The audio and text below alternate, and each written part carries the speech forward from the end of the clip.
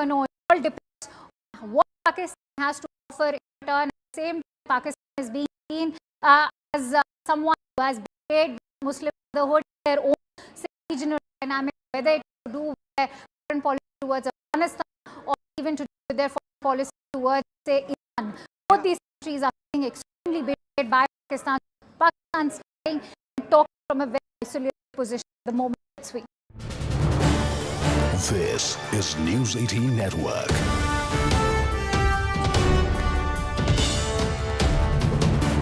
India's largest news network. Pakistan reached out to the United States to remove quote-unquote incorrect map of India in a trade deal post. Pakistan says it attacked the US after a US trade representative incorrectly showed Pakistan occupied Kashmir.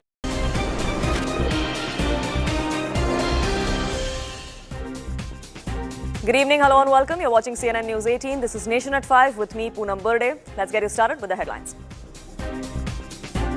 Ahead of Tamil Nadu elections, Chief Minister Stalin's big bonanza for women, 5,000 credited to scheme beneficiaries. BJP calls it a poll gimmick.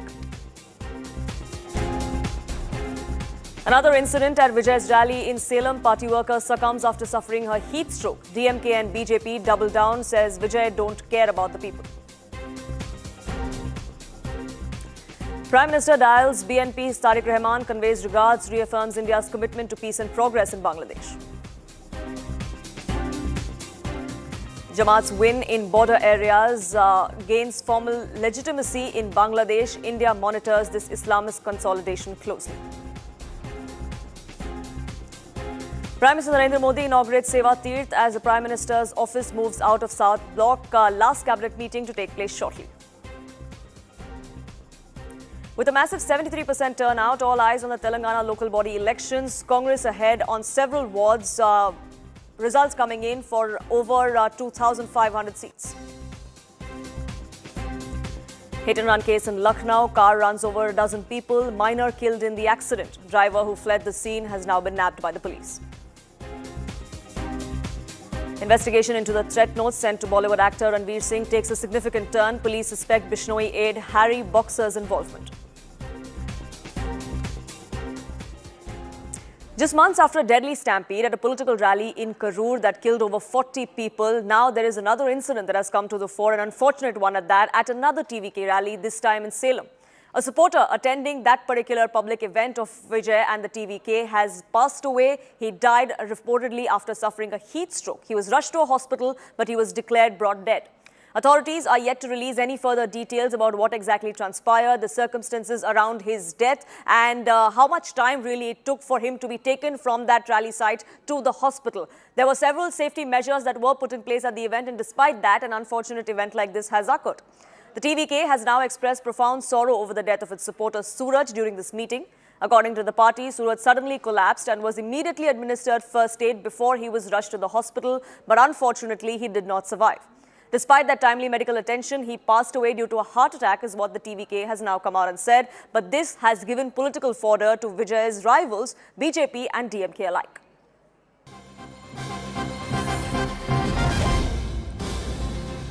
In fact, we're now getting more information. Outside the hospital in Salem, a scuffle broke out between some journalists and TVK cadres. Journalists allege that the cadres tried to attack them while they were waiting for more details on the death of this TVK supporter, Suraj. We don't have any more details as to what exactly is the TVK's response to this kind of thuggery, one would call it, right outside the hospital. But these visuals that you see on your screens are from outside that hospital in Salem, where this TVK supporter was taken, but unfortunately was declared dead while he was brought on arrival.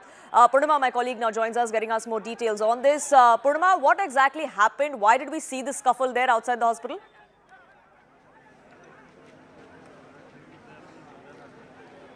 Well, this was in a private hospital where Suraj was taken in an ambulance. He was rushed. So journalists went and gathered there, and scuffle broke out between media journalists as well as TVK cadre. When one of the reporters was trying to shoot, there was a speeding car, and he screamed, and that is how it started, is what other fellow journalists have told us. However, right now as we speak, the deceased body has been brought to the government hospital. This is where the family is, but right now they don't want to speak.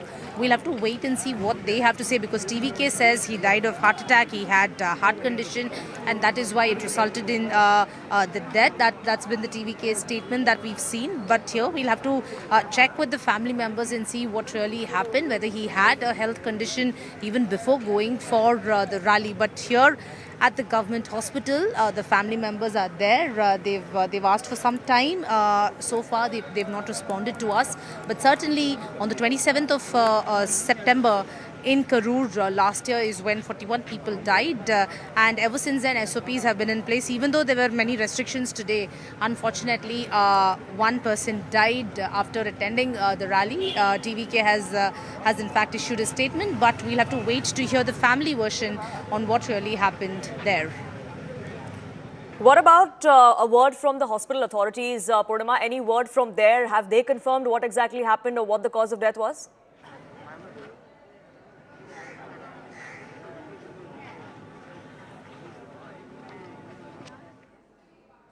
We'll try and reconnect that line with my colleague Purnima, who's reporting live from Salem in Tamil Nadu, where that incident has come to the fore. It was supposed to be a rally, a public meeting. We had Vijay speak to the crowds that had thronged to listen to him as the lead up to the elections in Tamil Nadu is only heating up. But unfortunate instances coming to the fore, one of which is the death of a TVK supporter, and the other is this heckling of journalists outside the hospital, the scuffle that broke out between TVK cadre and journalists that were waiting there to get a word of what exactly had transpired. Vijay's political rivals, meanwhile, have been hitting back. The BJP and the DMK have both hit out at Vijay and the TVK in equal measure for once again disregarding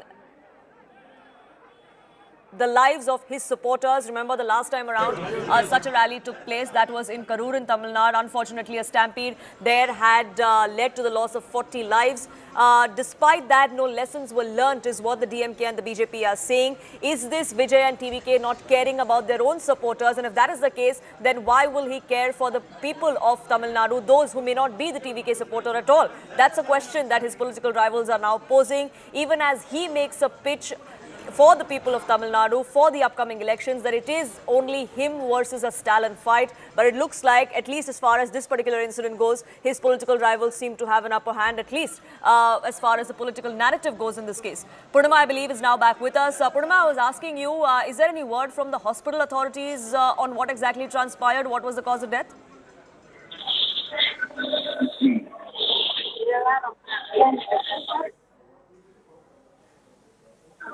From the hospital, but we've been speaking to some of the family members here and distant relatives of Suraj. They say that he did not have any health condition, he did not have any health issues. He was a fan of Vijay, and therefore he went to attend today's rally. That's the information that we've gathered from family members, but no one has spoken on the record. Right now, what we are given to understand is that the wife is recording the statement at the police station. The distant relatives and his cousins are here, but they say that he did not have any health issue before. But we'll have to wait and gather more information. And from the hospital, what's the hospital's official statement on what really led to the death of Suraj? We'll have to wait for that to get more clarity on what really happened that resulted in the death of the 37-year-old Suraj.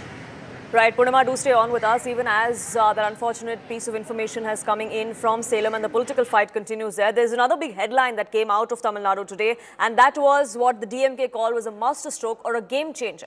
Ahead of Assembly elections, the Stalin government has credited 5,000 rupees to about 1.3 crore women today. This is another Kalainar women's rights scheme. The DMK and the Chief Minister came out and said that this was the dividend model 2.0. under which monthly aid is going to be raised to 2,000 rupees. The BJP has slammed this move as nothing more than an election gimmick, questioning the timing, accusing the DMK of political opportunism. Congress, on the other hand, has welcomed the scheme, calling it akin to universal basic income. Congress has said that this boosts local spending and the economy. Vijay, too, while addressing that rally a short while ago, criticized the scheme's timing, calling it a last-minute election stunt. He also went to highlight delays in previous payments that have been made. AIADMK too chiming out. They are claiming that this announcement by the DMK and the state government is driven by fear ahead of assembly elections. BJP and ADMK are the worst political parties in the country. The BJP is always, they are not for any welfare of the people. They are not for the welfare of the people. This 5,000 rolled out now shows the desperation and fear of Mr. M.K. Stalin. See, this election is the end of DMK and the dynasty rule in Tamil Nadu. The political fortunes of M.K. Stalin and his son Udaynidhi are going to end. I wholeheartedly welcome it. Direct cash transfer is good economics. It's akin to universal basic income. Amounts sent directly to women's accounts help seed the local economy. Purnima continues to be with us, getting us those details. Purnima, there is a political furor over this particular announcement. The BJP, the AIADMK questioning this kind of doles that the DMK is now handing out. But this is not new, isn't it? As far as the state of Tamil Nadu is concerned, such cash amounts being given, cookers, bicycles, these kind of things being given by political parties has always happened. It's happened in every election. But this is a direct cash transfer. Could this really be a game changer as far as the state of Tamil Nadu goes? Well, Poonam, Tamil Nadu elections and freebies always go hand in hand as far as Tamil Nadu elections are concerned. In 2021, the DMK, before being voted to power, had promised that if voted to power, every woman would get 1,000 rupees a month, and this is something that the DMK has been following. But now both the BJP and the TVK so far have lashed out at the DMK, saying that the timing of this is significant because you're paying advance amount, saying that for February, March and April 1,000 rupees each plus an additional 2,000 rupees because they call it the summer bonanza, and that hasn't gone down well, saying that Sorry the to interrupt summers you last there, year, Purnima, just cutting across to a press conference being addressed by the TVK. இவரை ஒரு விமர்சனம் பண்ணியிருக்காரு நயினார் நாகேந்திரன். என்ன விமர்சனம்னா, முதலில் திரிசாவின் வீட்டை விட்டு விஜயை வெளியே வர சொல்லுவது சொல்லியிருக்காரு நயினார் அவர்கள். திரு நயினார் நாகேந்திரன் அவர்கள் போன்ற ஒரு கேவலமான நபர்கள் இந்த மாதிரியான ஒரு கட்சியில் தலைமை பொறுப்பில் உட்கார்ந்து கொண்டு ஒரு பொது வழியில் ஒரு நாகரிகம் இல்லாமல் என்ன பேசுவதென்று தெரியாமல் நாகேந்திரன் அவர்கள் அனைவரும் ஜெயிக்க போவதில்லை. அவர்களை மக்கள் புறக்கணித்து விட்டார்கள். அவர்கள் எந்த இடத்திலும் ஒரு ஓட்டு ஏற்கனவே நோட்டாவுக்கு கீழே இருந்தவர்கள் கேவலமான ஒரு தோல்வியை தழுவ போகிறார். அவர் பொது வழியில கேவலமாக தரைக்குறைவாக பேசி வருகிறார். கடைசி வரைக்கும் திரு நயினார் அரசியல்வாதி ஆக போறதில்லை. அவர் கடைசி வரைக்கும் ஒரு பிசினஸ் மேனை தான் அவர் காட்டிட்டு இருக்காரு. ஒன்னு அவர் எல்லாரும் பண்ணையாருங்கிறாங்க, இல்லாட்டி அவர் அந்த ஊர்ல ஹோட்டல் பிசினஸ் பண்ணிட்டு இருக்காரு. அவர் கடைசி வரைக்கும் முயற்சி செய்து கொண்டிருக்கும் ஒரு நபராகத்தான் அறியப்படுகிறார். அவருக்கு இதை தவிர அவர்கிட்ட நம்ம பெருசா ஒன்றும் எதிர்பார்க்க முடியாது. அவருக்கு எந்தவித நோக்கமும் கிடையாது, ஒரு அரசியல் நோக்கமும் கிடையாது. ஒரு ஆட்சிக்கு ஏதாவது மக்களுக்கு செய்யணும்ன்றது ஒரு பர்சன் நயினார் நாகேந்திரன். அவரை போன்ற நபர்கள் இது மாதிரியான தரைக்குறைவான பேச்சுக்களை குறைத்துக் கொள்ள வேண்டும். இந்த தேர்தலில் அவர் கண்டிப்பாக படுதோல்வி அடைவார் என்பதில் எந்த மாற்று கருத்தும் இல்லை. He is not connected with the people.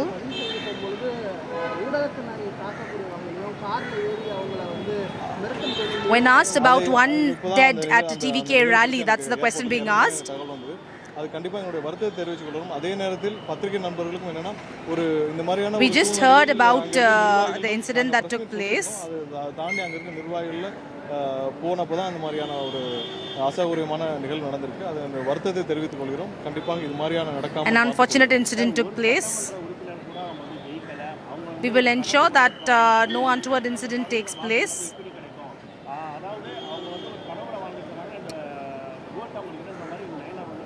இல்ல அவரு நயினாருக்கு இன்னும் ஒரு பொது அறிவு இருக்கான்னு தெரியல. அரசியல் அறிவு தான் இல்ல, ஒரு பொது அறிவு இருக்கான்னு தெரியல. என்னன்னா எங்களுடைய கட்சி ஆரம்பிக்கப்பட்டு 2 ஆண்டுகள் தான் கம்ப்ளீட் பண்ணியிருக்கு. சின்னமே வந்து 1 மாசம் கூட ஆகல. இந்த நிலைமையில முதல் தேர்தலை I don't know whether Nainar Nagendran understands politics. இவர்கள் இன்னும் ஒரு கவுன்சிலர் கூட ஆகலன்னு பேசுறாரு. முதல்ல Everywhere he தேர்தலுக்கு வர says வேண்டிய இப்பதானே சின்னமே கிடைச்சிருக்கு. இனிமேல் தான் தேர்தல்ல நிக்கணும். சின்னம் கிடைச்சிருக்கு, இனி தேர்தல் நிக்கணும். முதல் that we தேர்தல் haven't got a single councillor. Only now we've started a party. We've only got a symbol recently. This is our first election. எல்லா இடத்துலயும் அவர் வந்து கவுன்சிலர் கூட இல்லன்னு பேசிட்டு இருக்காரு. அவர்களை மாதிரி ஒரு But even before we started our elections or contested elections, why is he making a statement? நோட்டாவிற்கு கீழே வாக்கு வாங்கின ஒரு தேசிய கட்சி சொல்லுங்க. அப்ப 20 He works for a party that's not performed, that's performed even worse than Nota. அனைத்து கட்சிகளும் எங்களை பார்த்து பயப்படுகிறது, எங்களுடைய தலைவரை பார்த்து பயப்படுகிறது. அவ்வளவு பெரிய மக்கள் செல்வாக்கு இருக்கு. Today all the parties in Tamil Nadu, they are scared of us and the TVK.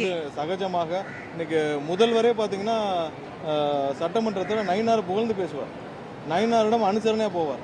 அப்பாவும் நயினாரிடம் அனுசரியா போவார். இவர் வந்து BJP is praising the state government. பேசாமல் தினமும் காலையில Chief Minister has also praised the BJP's state president Nainar Nagendran. சொல்லிட்டோம். எங்க தலைவர் அதுல தெளிவா சொல்லிட்டாரு. We are very clear on our path. கட்சியில ஒரு சில பேர் திமுகவின் கைக்கூலிகள் போல செயல்படுவது வருத்தத்தக்கது. தொடர்ச்சியாக கட்சி ஆரம்பித்த முதல் மாநாடு ஆட்சியர் மரியாதைக்கும் பங்கு சொல்லிக்கிட்டே இருக்கேன். ஆனால் தற்போது கூட ஒரு கட்சி கூட தாவேக்காவை நோக்கி வரல. அப்போனா யாரும் வந்து ஒரு தாவேக்கா மேலே ஒரு அன்ட்ரஸ்டட் பார்ட்டியாக தான் பார்க்குறாங்க. இல்லை அதாவது ஒரு ஆட்சியிலும் பங்கு அதிகாரத்திலும் பங்குறது ஒரு பாலிசி டெசிஷன்.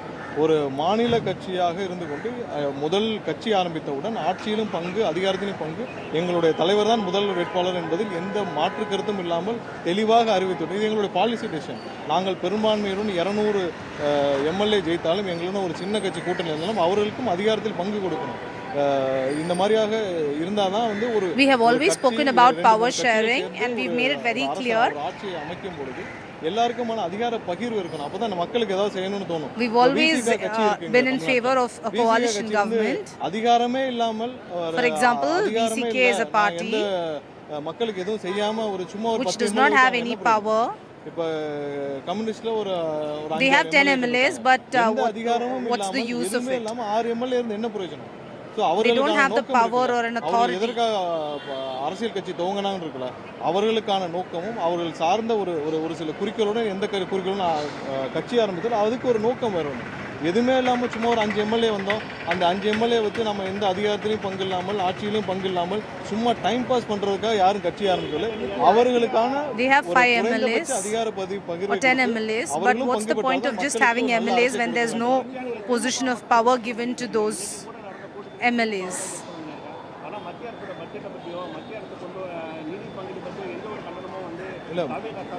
ஒன்றிய அரசுடைய பட்ஜெட்டை பத்தி அடுத்த நாளே இப்ப பிரஸ் மீட் வச்சு அதுல கடும் கண்டனத்தை தெரிவித்தார். We've already condemned the union government's budget. எந்தெந்த வகையில தமிழகத்திற்கு துரோகம் இழைக்கப்பட்டது. We've said it's a budget against Tamil Nadu. ஒதுக்கப்பட்டது. அதுல தமிழகத்துக்கு எவ்வளவு வரப்போகுது? ஏன்னா போன வருஷம் கொடுத்த பங்களிப்பிலே கூட 12,000 கோடி குறைவாக MSME செக்டருக்கு கொடுக்கப்பட்டிருக்கு.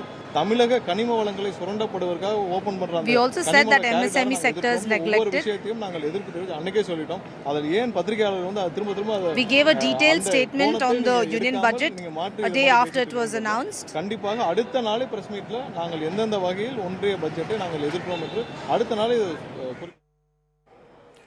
Purnima continues to be with us. Purnima, you were just translating what the TVK party leaders there were saying about what exactly transpired. Also launching a scathing attack against the DMK and the BJP as well over the comments that have been made.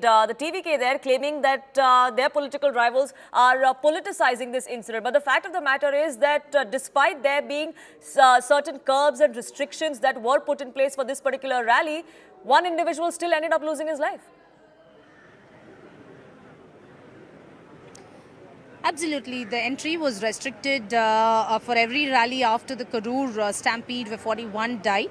However, it was unfortunate that one person had died. He was a fan of Vijay. He'd come there. But we'll have to wait for the hospital to clarify on what led to his death. And that question was asked to the TVK. And TVK in response to that said, yes, one person had died. It's unfortunate. They have followed all the protocols. And they will ensure that no untoward incident takes place in the future. That's been the statement coming from the TVK. See, DTR Nirmal Kumar had also tweeted about the incident, and TVK said he died because of heart attack, but we'll have to wait for the hospital authorities and what the family has to say.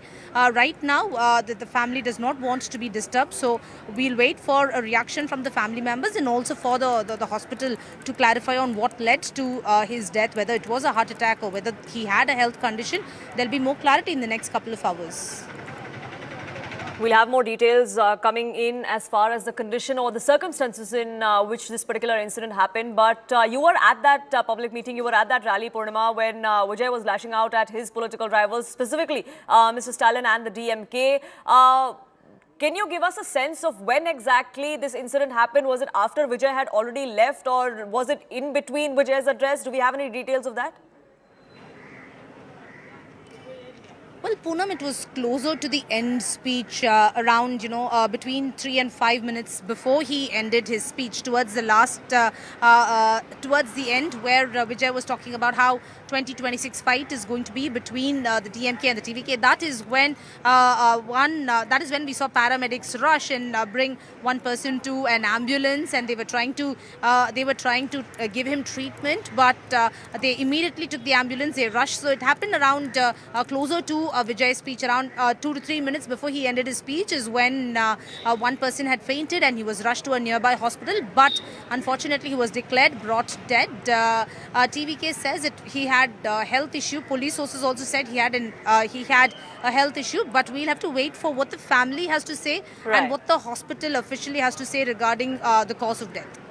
Right, Purnima, do stay on with us. In fact, we do have a version of the police now who've come out and said and given out a sequence of events really of what transpired at that TVK rally in Salem. The police is there, gone on to say that right after he collapsed, he was rushed for medical assistance, but unfortunately was brought dead, reportedly due to a heart attack. The police are saying that they are conducting further inquiries into the incident as well. Purnima, the police also so far not saying much. Like you were pointing out, the hospital also hasn't given out much details of what exactly has transpired, whether it was a heart attack or whether it was a heat stroke. What really happened, we don't know the details just yet.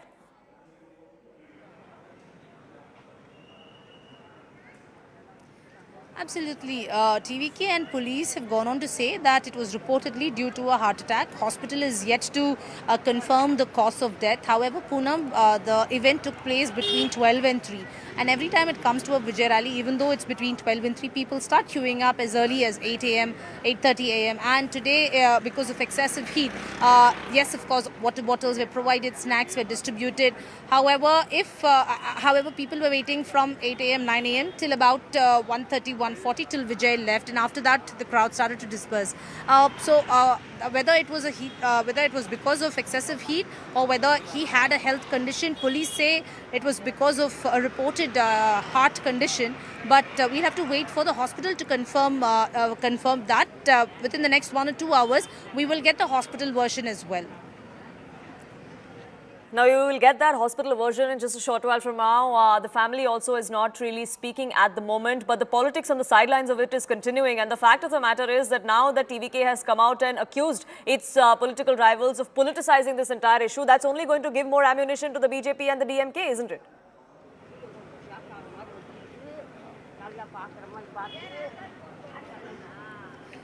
Absolutely. In fact, ever since the Karur stampede took place, and remember CBI had also summoned Vijay personally twice, and Vijay had gone to the national capital to narrate the sequence of events on behalf of the TVK and the allegations that they've made that Karur stampede was nothing but a conspiracy. So CBI had asked for more evidence on that statement that was made by Vijay and the other leaders of TVK as well. And after that, there were SOPs in place to ensure that no untoward incident takes place.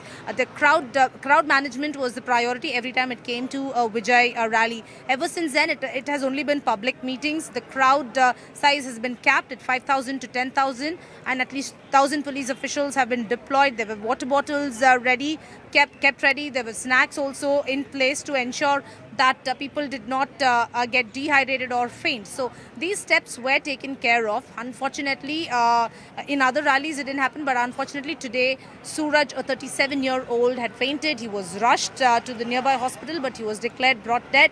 Police and TVK say that he died reportedly because of a heart attack, but we'll have to wait for the hospital to reconfirm whether it was a heart attack that led to his death. So all eyes on the hospital version, but politics certainly over this is going to escalate.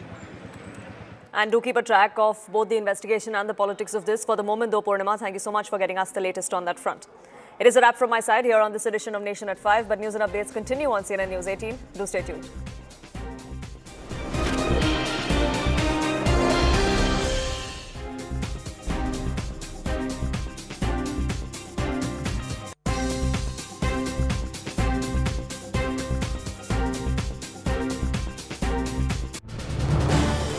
This is News 18 Network.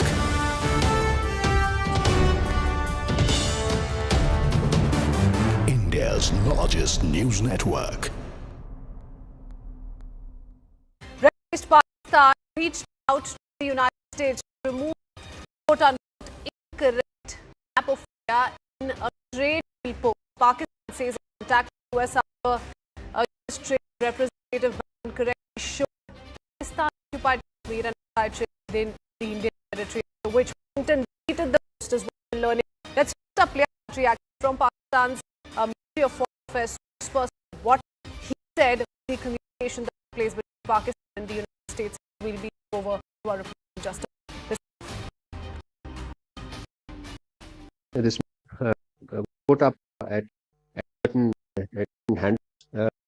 We contacted the US authorities. They realized that the map was legal. The international map on Jammu and Kashmir, and as a result, Indian international dealing in Pakistan and Indian territories is legally sanctified by the United Nations. So if you go to the United Nations website, you would see accurate map. And we worked with satisfaction. The US side made the requisite action to highlight legal UN-sanctioned map of our region, which delineates Jammu and Kashmir as the disputed territory, whose settlement is to be done through a UN-administered plebiscite under in accordance with the UN Security Council resolution. News18 Akanksha joins us with Akanksha.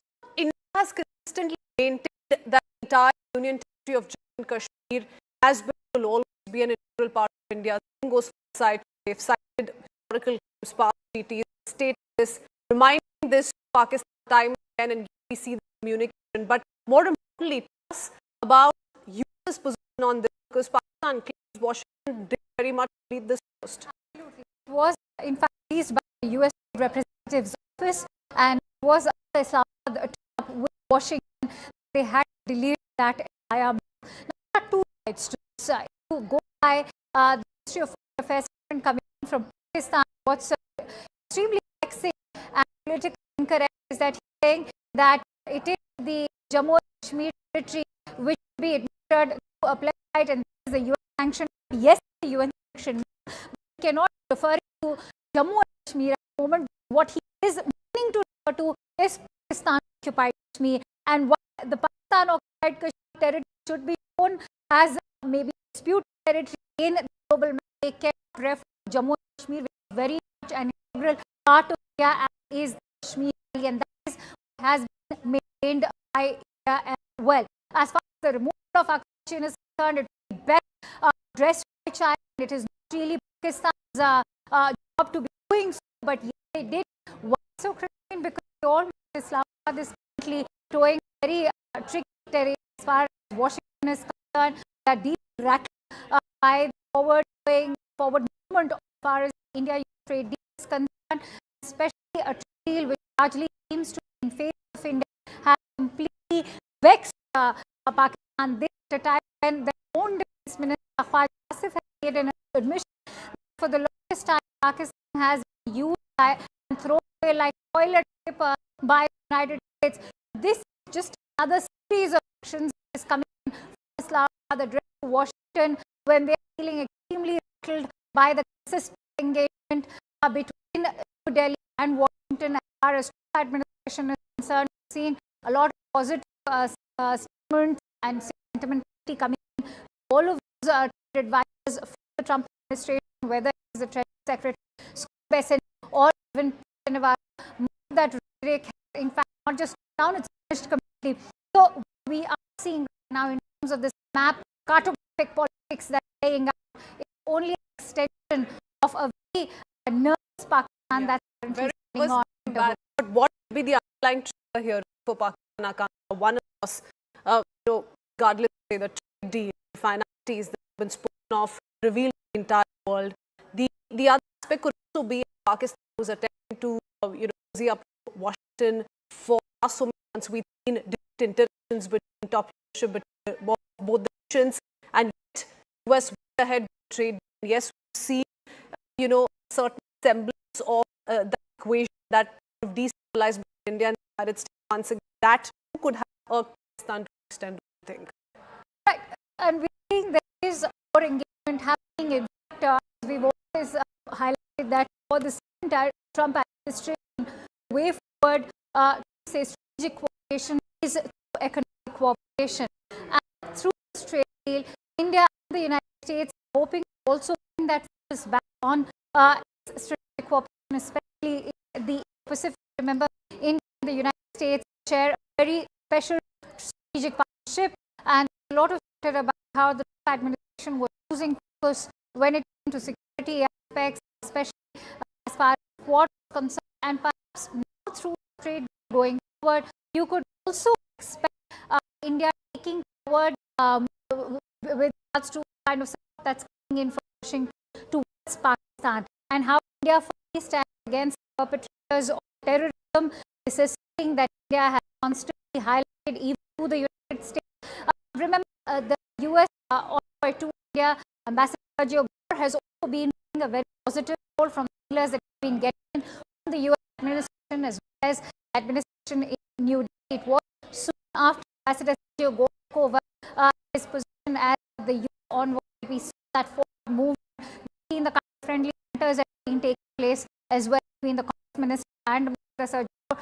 All in all, there is a lot of positive sentimentality revolving around this trade deal, which does seem to be disturbing Pakistan, but we should not forget the fact that we are dealing with a very physical Trump administration, and when the administration takes.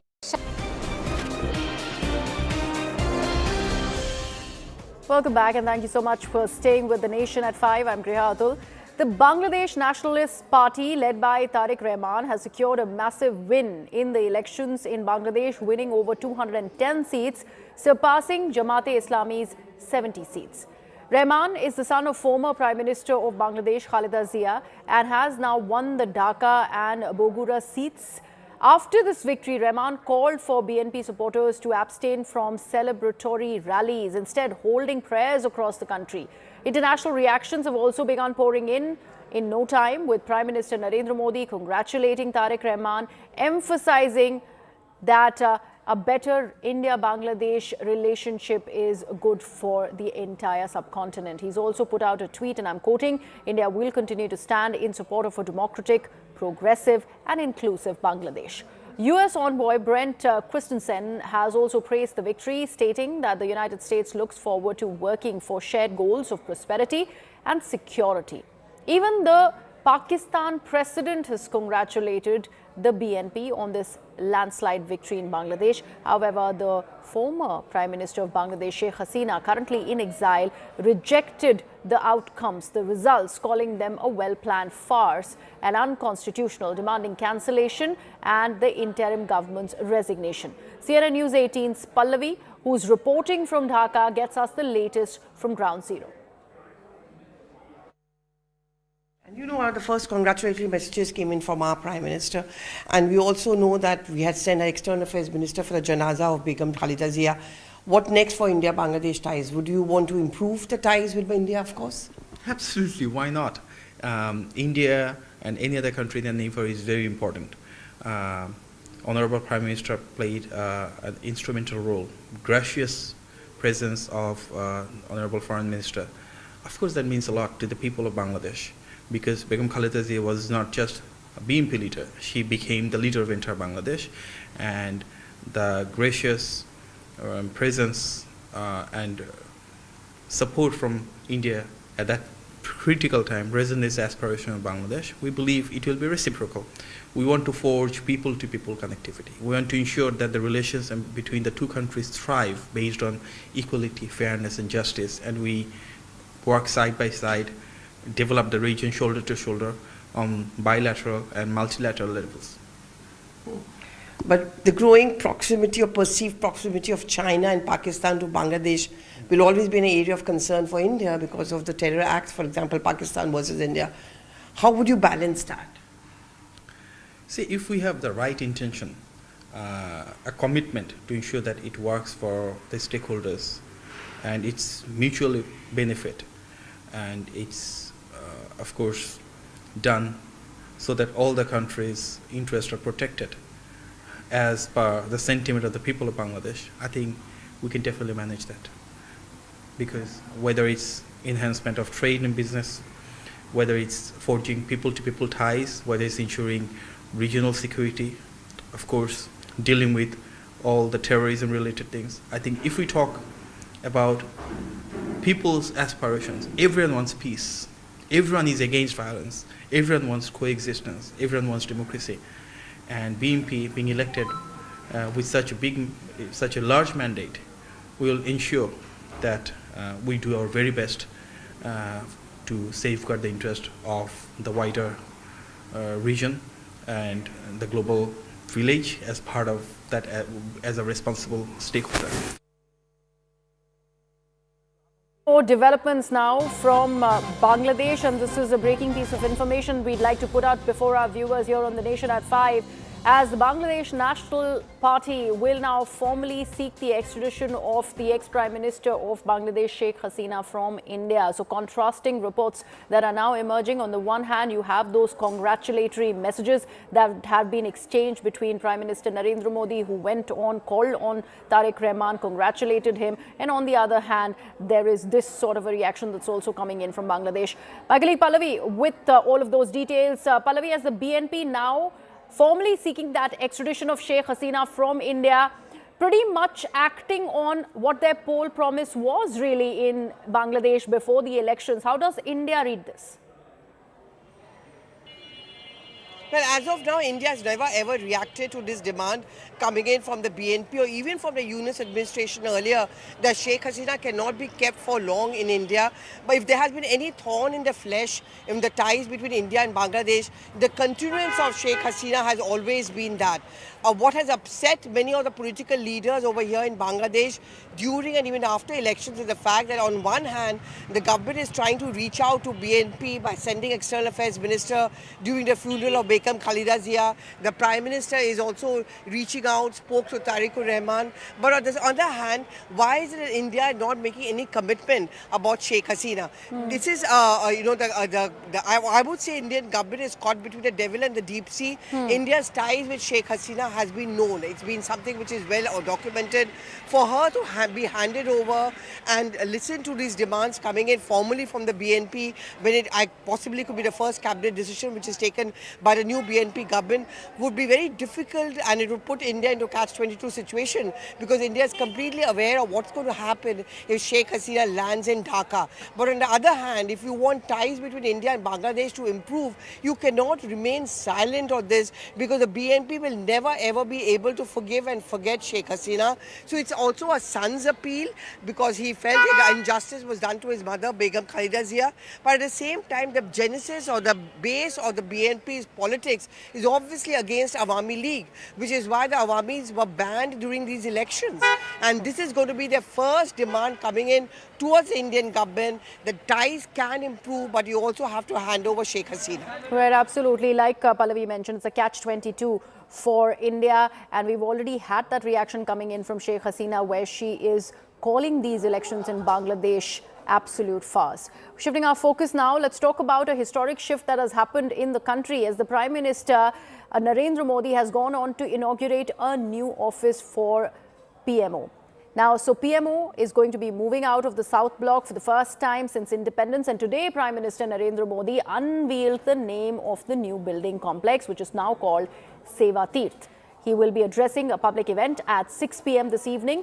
For 78 years, remember, South Block has been the epicenter of India's governance, housing the PMO alongside the Ministry of Defence and the Ministry of External Affairs. It has witnessed decisions that have shaped the nation's destiny, from wartime strategies to landmark economic reforms.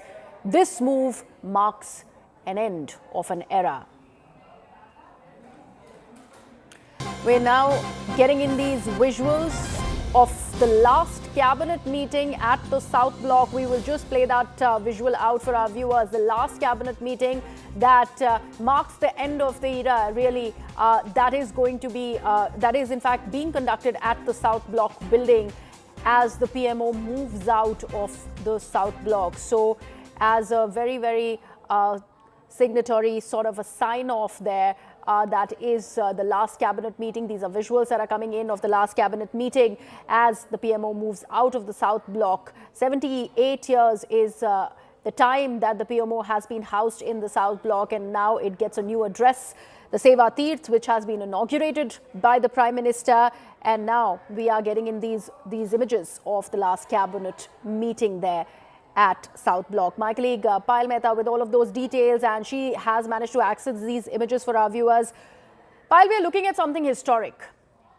In fact, a sign-off there or a send-off possibly by the South Block as the PMO now gets a new address at Seva Tirth. But these are the last, this is the last cabinet meeting that is right now happening at the South Block, and this is in no sense any less historic. 78 years is the time that the PMO has been housed at the South Block.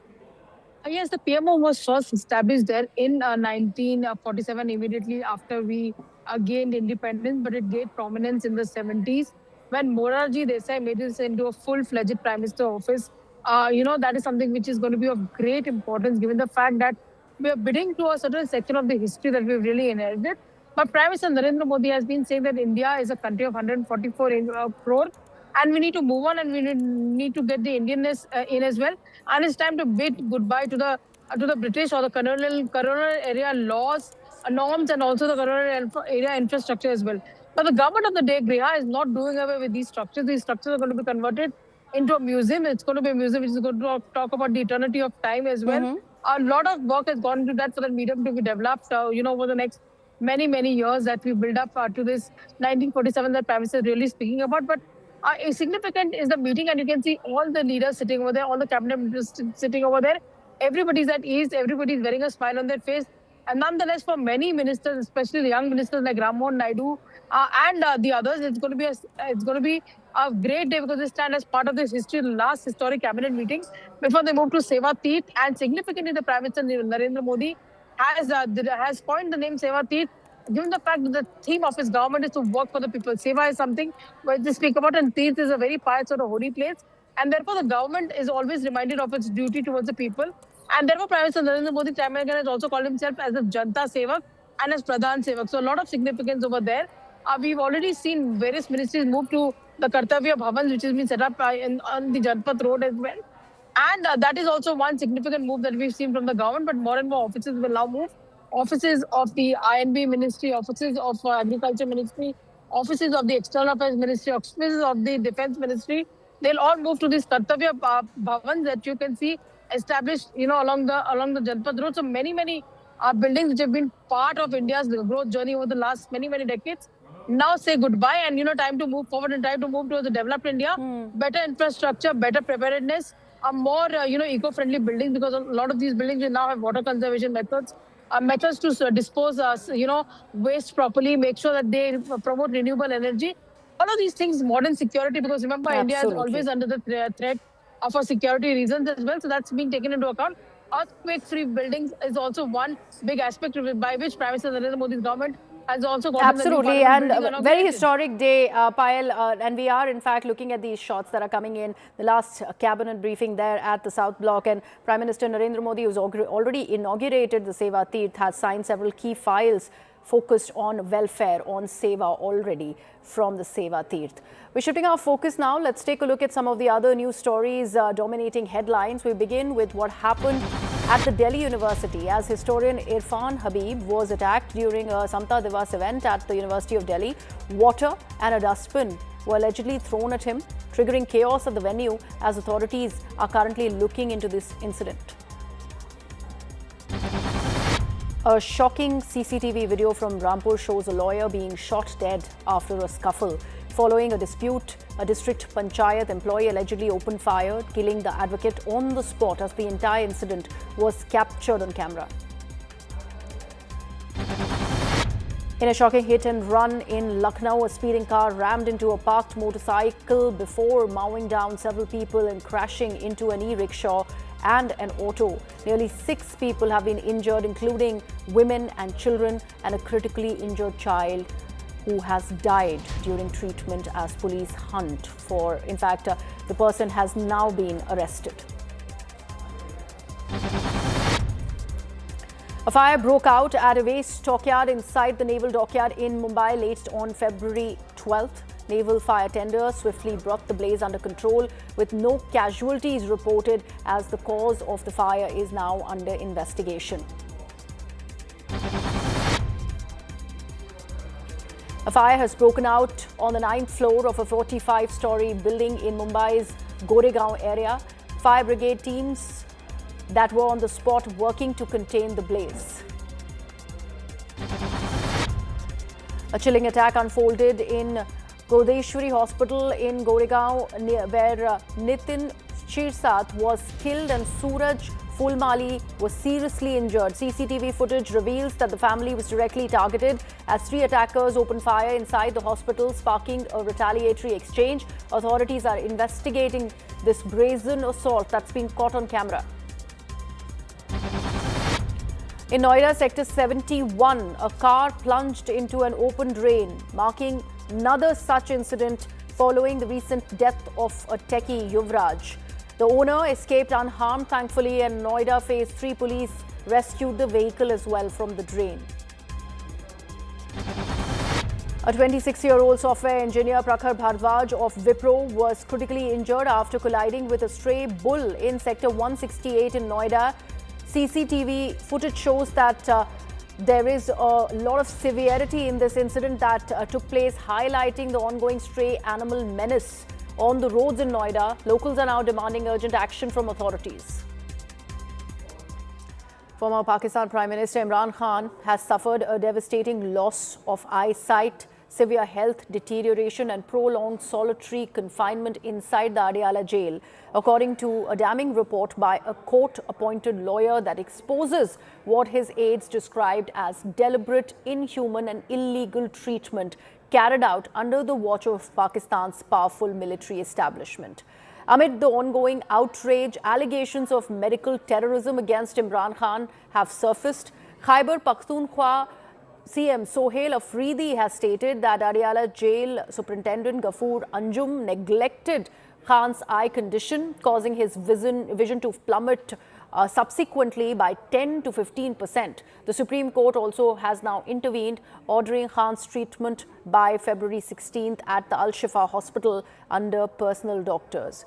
Imran Khan's sister Alima Khan has warned Ghafoor Anjum won't be forgiven, adding that the jailer's cases will now be heard. She also criticized the courts, saying that they take people's taxes, do their job, demanding transparency at every level.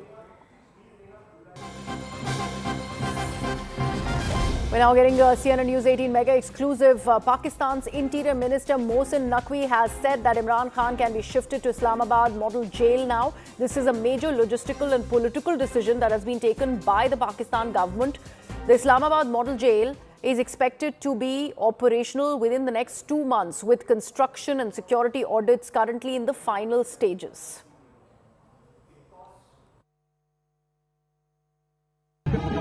वो भी काम शुरू है, इसमें भी शुरू है काम, वो भी जल्दी आप लोगों को बुलाएंगे। तो ये मॉडल जो आपने विजिट किए थे, इसमें मेडिकल सहूलियात मुकम्मल होगी जो नहीं जो बन रही है। एडवांस हॉस्पिटल बनाया वहाँ पे जो सरकारी हॉस्पिटल है। सर जी, आइज का भी हॉस्पिटल होगा वहाँ पे? हर चीज़ की फैसिलिटी होगी वहाँ पे। तो जो जेल ऑपरेशन करने जा रहे हैं 2 महीने में, इसमें नाम भी लेके आएंगे अगर वो इस्लामाबाद की तरफ से सजा हुई है तो फिर वो आ जाएंगे, जो इस्लामाबाद के लोग हैं वो आएंगे। धरना भी उन्होंने दे दिया पार्लियामेंट के बाहर, तो ये भेजेंगे इनको भी उधर क्लियर करवा कोई हुआ धरना? अभी बैठ गए। Let me now take this across to my colleague Akanksha Swaroop, who's joining us on the broadcast from the CNN News 18 newsroom. Akanksha, we were just listening to, in fact, the Interior Minister Naqvi. He seems to be rather nonchalant about this entire treatment that needs to be given to Imran Khan, not very serious as per the body language. He says he can be shifted to this prison now, which is the Islamabad model jail, but it's not even complete. Absolutely, and that's also a silent admission by the Asimuni regime and a puppet government of Shehbaz Sharif that they have failed to provide adequate medical help to say high-profile inmates, that to like Imran Khan, who, as we know, is the most popular opposition leader in Pakistan as we speak. Remember, this admission is coming a day after the court asked for the medical report of Imran Khan when he's being reported as having lost his eyesight by 85%, and that's a huge failure. That's also being viewed as a deliberate attempt to not just isolate a political adversary like Imran Khan, but also perhaps ensure that his medical health is in fact ailing at the moment. But more importantly, Mohsin Naqvi, the Pak Interior Minister, going on to indicate that they may just move Imran Khan to the model jail, which will have all medical facilities. And this, remember, is an admission coming at a time when there is open criticism with regards to how this has been a deliberate attempt to, in fact, harm the health of Imran Khan. Griha. Thank you so much for that, Akanksha. With that, we are in fact going into a very short break. Remember, the condition of Imran Khan is rather serious as per the latest release by a court there. And now his sister is demanding action and something that can be done to keep his health in check. The eyesight has completely deteriorated as per the latest reports. We go into a very short break with that.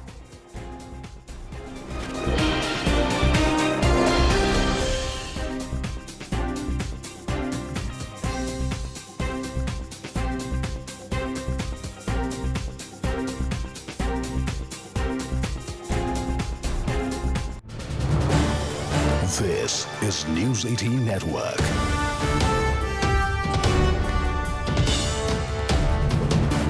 India's largest news network.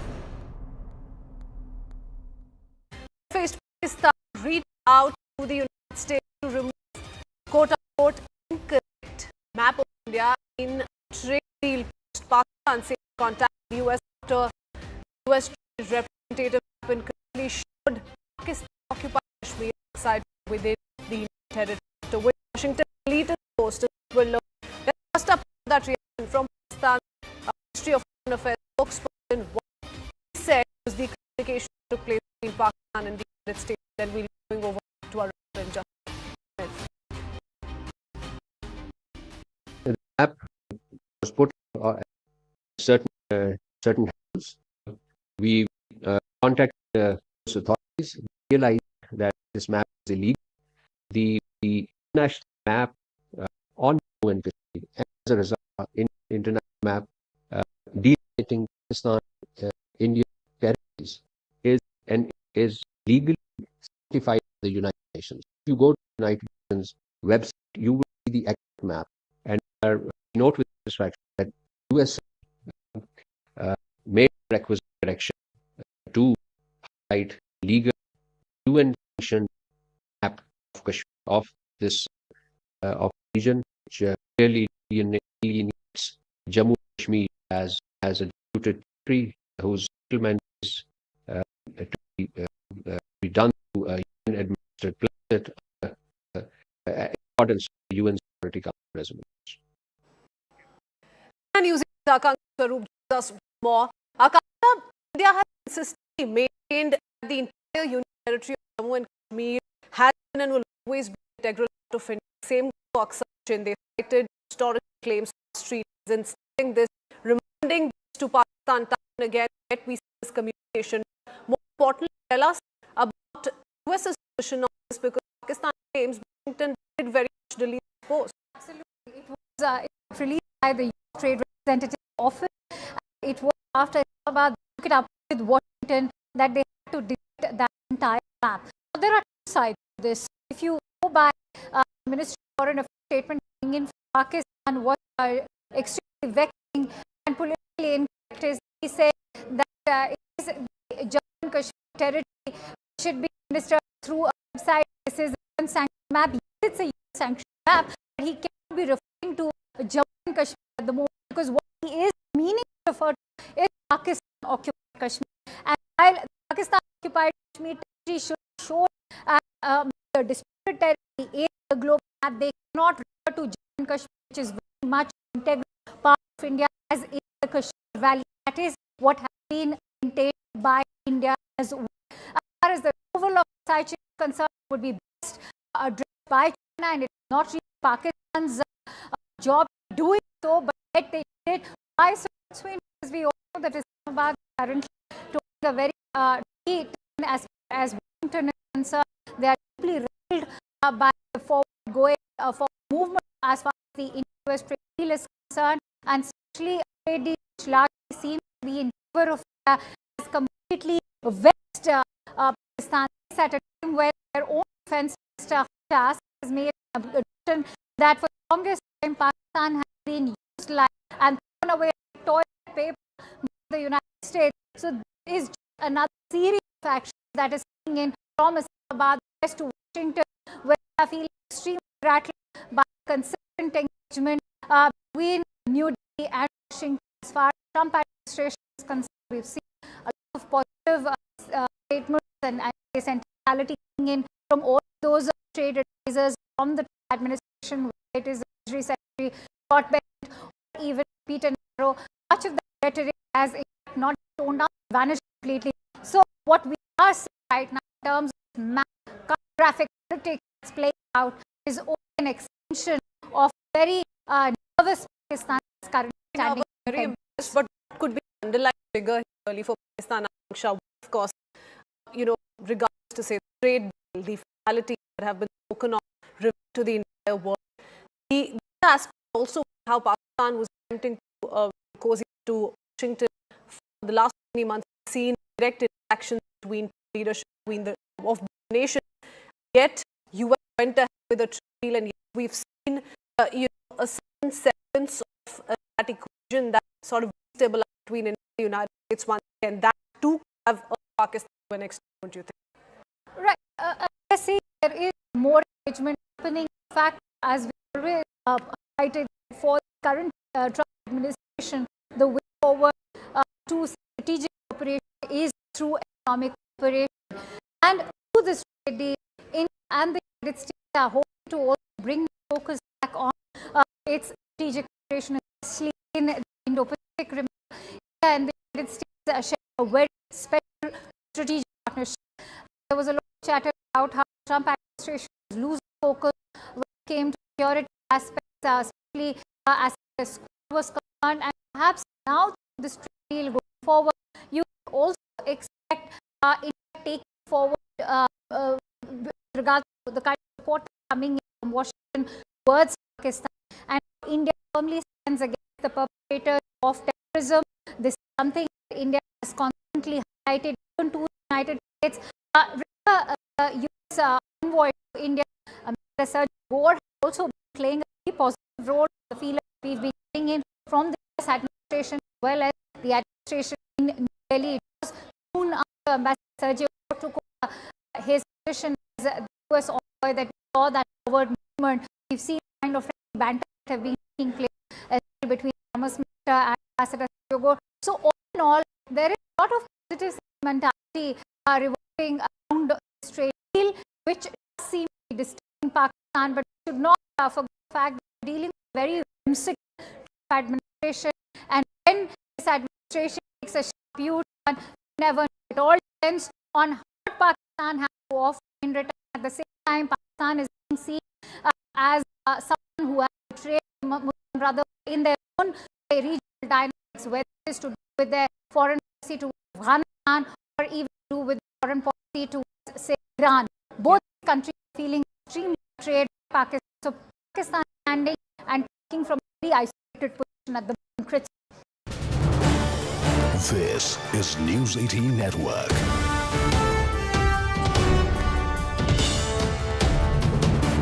India's largest news network. Red-faced Pakistan reached out to the United States to remove quote-unquote incorrect map of India in a trade deal post. Pakistan says it attacked the US after a US trade representative incorrectly showed Pakistan occupied Kashmir and inside trade within the Indian territory, which Washington deleted the post as well. Learning. Let's first up reaction from Pakistan's Ministry of Foreign Affairs spokesperson. What he said, the communication that took place between Pakistan and the United States will be over.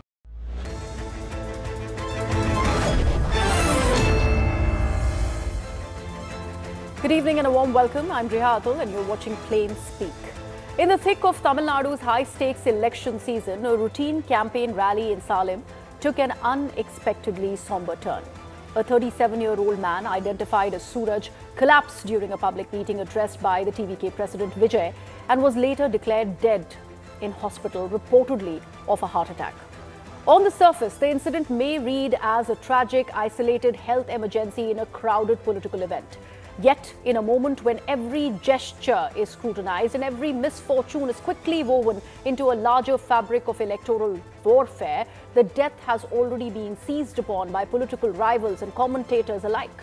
For many, the shadow of the grim Karur crowd crush last year, in which at least 41 people died at a similar TVK rally, still looms large, making this unlucky coincidence feel less like a singular misfortune and more like a haunting refracted through the fevered prism of Tamil Nadu politics. While supporters of either side interpret this episode through their own partisan lenses, against the backdrop of an upcoming assembly election, let's assess if Vijay's TVK will be able to navigate the optics when luck cruelly